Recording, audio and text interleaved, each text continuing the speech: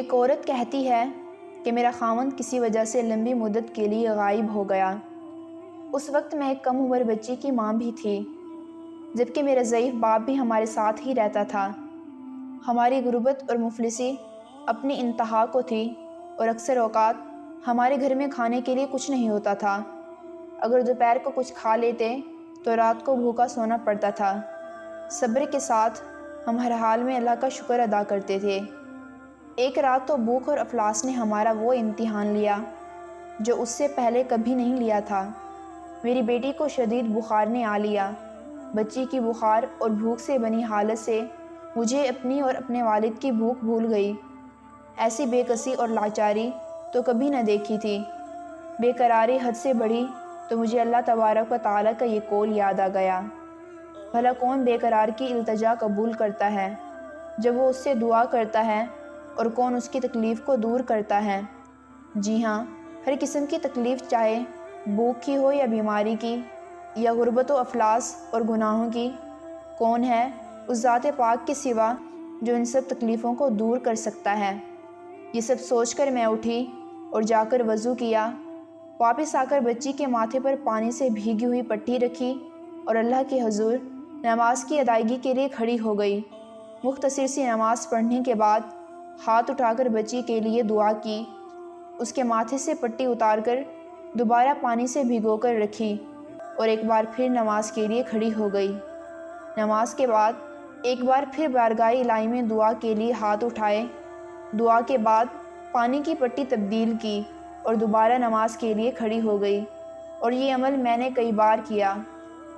جب میں یہ سب کچھ بار بار دہرا رہی تھی تو کسی نے دروازہ کھٹکھٹایا۔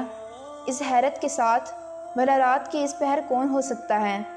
میرے والد نے پوچھا کون؟ جواب آیا کہ میں ڈاکٹر ہوں۔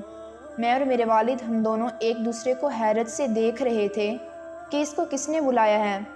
میرے والد نے جا کر دروازہ کھولا۔ ڈاکٹر نے آتے ہی پوچھا کہ مریضہ کدھر ہے، اور ہم نے سادگی سے بچی کی طرف اشارہ کر دیا۔ ڈاکٹر نے بچی کو چیک کیا، کاغذ پر ایک نسخہ لکھ کر میرے ہاتھ میں تھماتے ہوئے بولا، لائیے میری فیس دیجیے اور میں چلتا ہوں۔ میں نے آہستگی سے جواب دیا، ڈاکٹر صاحب، ہمارے پاس تو آپ کو دینے کے لیے فیس کے پیسے نہیں ہیں، بلکہ ہمارے پاس تو کچھ بھی نہیں ہے۔ میرا یہ جواب سنتے ہی ڈاکٹر چلا اٹھا اور غصے سے تقریباً دھاڑتے ہوئے بولا کہ اگر فیس دینے کے لیے پیسے نہیں تھے تو مجھے آدھی رات کو فون کر کے کیوں بلایا تھا؟ کیوں مجھے اس طرح بے آرام کیا ہے تم لوگوں نے؟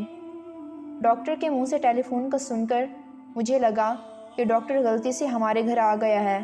میں نے ہمت کرتے ہوئے جواب دیا، ڈاکٹر صاحب، ہم نے آپ کو ٹیلی فون کر کے نہیں بلایا، بلکہ ہمارے پاس تو ٹیلی فون ہے ہی نہیں۔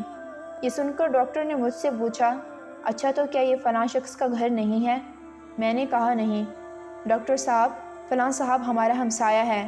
یہ سن کر ڈاکٹر تھوڑا سا خاموش ہوا اور پھر ہمارے گھر سے نکل کر ہمارے ہمسائے کے گھر چلا گیا، اور ہم شرمندگی سے خاموش بیٹھے رہے۔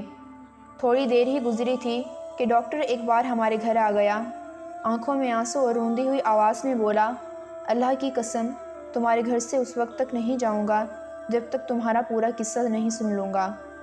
میں نے ڈاکٹر کو اپنا پورا قصہ سنا ڈالا کہ کس طرح میں بچی کے ماتھے پر پانی کی پٹیاں رکھ رہی تھی، اور جلدی سے اٹھ کر باہر چلا گیا، اور کچھ دیر کے بعد ہمارے لیے رات کا کھانا اور بچی کے لیے دوائیں اور کچھ گھریلو ضروریات کے سامان کے ساتھ لوٹا۔ ساتھ ہی اس نے ہمیں بتایا کہ میری طرف سے ہر مہینے ایک تنخواہ ہمیں اس وقت تک ملتی رہے گی جب تک اللہ چاہے گا۔ بے شک یہ سب اللہ کی طرف سے ہوا ہے۔ اللہ تعالیٰ اپنے بندوں سے 70 ماؤں سے بڑھ کر محبت کرتا ہے۔ اللہ تعالیٰ اپنے بندوں کو کبھی بھی تنہا نہیں چھوڑتا۔ ہر مشکل گھڑی میں اللہ تعالیٰ اپنے بندوں کی مدد کرتا ہے۔